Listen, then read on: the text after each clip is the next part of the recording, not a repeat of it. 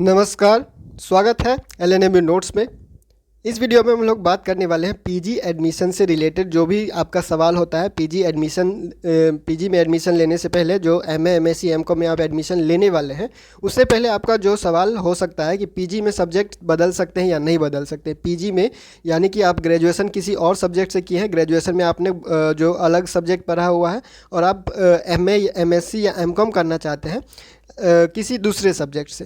तो मोटा मोटी आपका जो सवाल है कि आप पीजी में सब्जेक्ट बदल के जो है वो एडमिशन ले सकते हैं या नहीं ले सकते, तो बात करेंगे इसी पे। तो सबसे पहले हम लोग बात करते हैं ललित नारायण मिथिला यूनिवर्सिटी दरभंगा, एलएनएमयू दरभंगा में कौन कौन से सब्जेक्ट है पीजी के लिए जो आप कंसीडर कर सकते हैं। जो आप देख सकते हैं, लिस्ट देख सकते हैं, उसके हिसाब से आप जो है वो अपना पीजी में एडमिशन के लिए अप्लाई कर सकते हैं। ठीक है, तो सबसे पहले सब्जेक्ट का लिस्ट देख लेते हैं कि एलएनएमयू दरभंगा में पीजी के लिए कौन कौन सा सब्जेक्ट अवेलेबल है।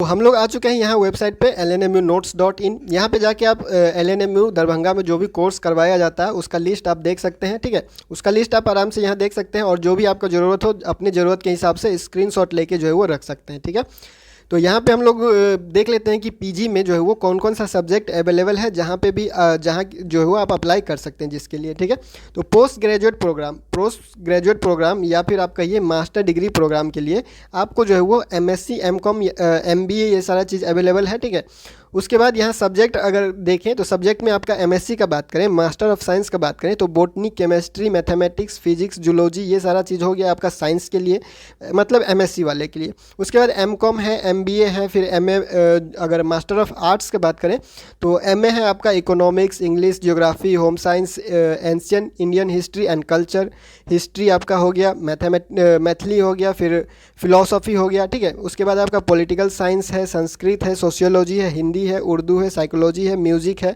ये आप जो है वो स्क्रीनशॉट लेके रख सकते हैं। उसके बाद आपका है ड्रामा है। ठीक है, तो इतना जो सब्जेक्ट है वो मिथिला यूनिवर्सिटी में पीजी के लिए अवेलेबल है। इसमें से जो है वो आप जो है वो अप्लाई करते समय इसको जो है वो देख के अप्लाई कर सकते हैं। अब हम लोग बात करते हैं कि सब्जेक्ट चेंज कर सकते हैं या नहीं कर सकते। पीजी में जो है वो आप सब्जेक्ट चेंज कर सकते हैं या नहीं कर सकते।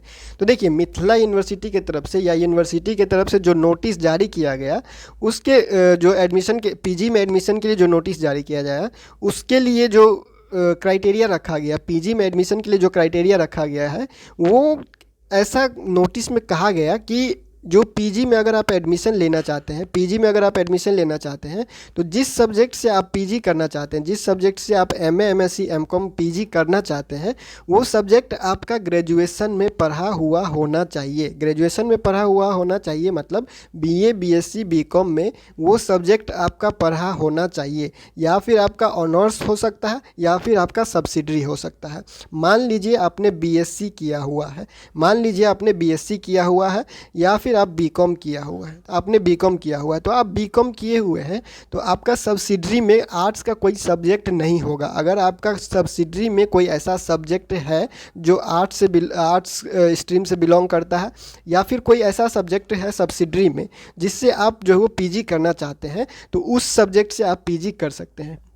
एक एग्जाम्पल लेते हैं कि बीएससी फिजिक्स ऑनर्स वाले के लिए एक एग्जाम्पल ले लेते हैं। बीएससी फिजिक्स ऑनर्स किया हुआ है कोई, और उसका सब्सिडरी में आप मान लीजिए केमिस्ट्री है, मैथमेटिक्स है, हिंदी है, उसके बाद इंग्लिश है। ठीक है, केमिस्ट्री है, मैथमेटिक्स है, हिंदी है और आपका जो है इंग्लिश है। ठीक है, तो आप जो है वो सब्सिडरी सब्जेक्ट से कर सकते हैं और ऑनर्स सब्जेक्ट से कर सकते हैं। सब्सिडरी सब्जेक्ट आपका जो भी था, आपका जो सब्सिडरी सब्जेक्ट था, मान लीजिए मैथमेटिक्स आपका सब्सिडरी में है और आप मैथ से पीजी करना चाहते हैं, तो आपको उसमें 55% यानी 55% कम से कम होना पड़ेगा।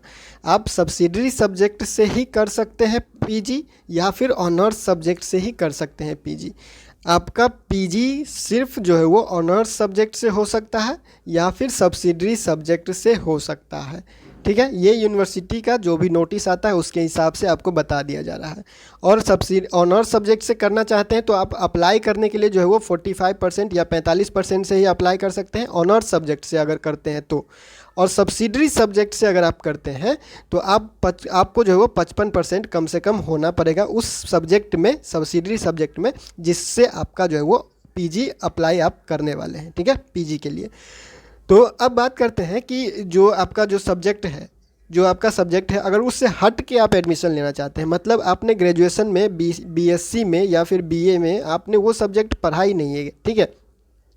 मान लीजिए आपका जो जो भी सब्जेक्ट है उसमें जियोग्राफी आपने पढ़ा नहीं, ठीक है, जियोग्राफी आपने नहीं पढ़ा लेकिन आप पीजी करना चाहते हैं डायरेक्ट जियोग्राफी से, तो ये आप तभी कीजिएगा जब आपका फील्ड या फिर आप जो जॉब करना चाहते हैं या फिर आप जिस लाइन में जाना चाहते हैं उसमें उस सब्जेक्ट का आपको बहुत बड़ा स्कोप दिख रहा हो, या फिर जो आप फॉर्म भरेंगे उसमें आपका सब्जेक्ट कॉम्बिनेशन ठीक बैठे।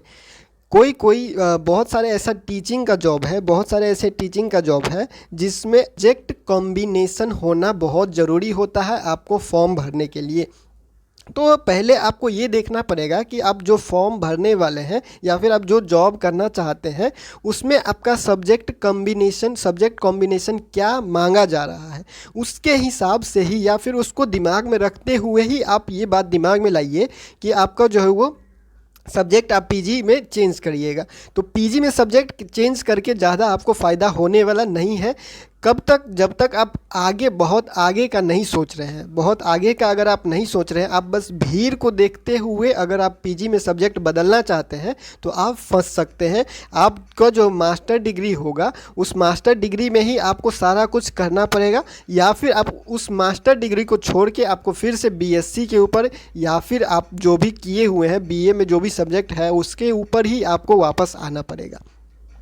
तो अगर आप सब्जेक्ट चेंज करते हैं गलती से, अगर आपका सब्जेक्ट आप अप्लाई कर देते हैं, कभी कभी क्या होता है कि आप बीएससी किए हुए कोई भी सब्जेक्ट से और उसमें कोई भी ऐसा सब्जेक्ट नहीं है जिससे आप अप्लाई किए हैं, मतलब कि आप बीएससी में हिस्ट्री पढ़े ही नहीं, ठीक है, बीएससी में आप हिस्ट्री नहीं पढ़े और आपने हिस्ट्री से पीजी के लिए अप्लाई कर दिया, हिस्ट्री से पीजी के लिए आप अप्लाई कर दिए और आपका लिस्ट में नाम आ भी जाता है और आप जो है वो एडमिशन ले भी लेते हैं, ठीक है।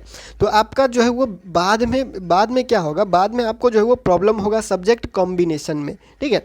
आप मास्टर डिग्री को ही आपको बढ़िया से लेके चलना पड़ेगा अगर आप बहुत आगे का सोच रहे हैं तो, क्योंकि नीचे लेवल पे तो आप जो है वो नहीं कर पाइएगा अप्लाई, ठीक है। तो मास्टर में आप जो किए हुए हैं उसी सब्जेक्ट को आपको बाद में लेके चलना पड़ेगा अगर आप ऐसा करते हैं तो।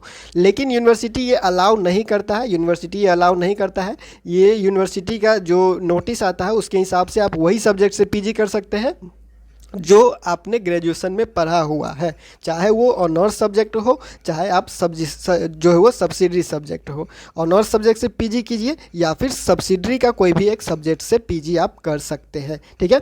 आप स्ट्रीम चेंज नहीं कर सकते हैं। आप बीएससी किए हुए हैं तो आर्ट्स में नहीं जा सकते जब तक कि आर्ट्स वाला कोई एक सब्जेक्ट आपका जो है वो सब्सिडरी में नहीं हो या फिर वो सब्जेक्ट आपका सब्सिडरी नहीं है, ठीक है।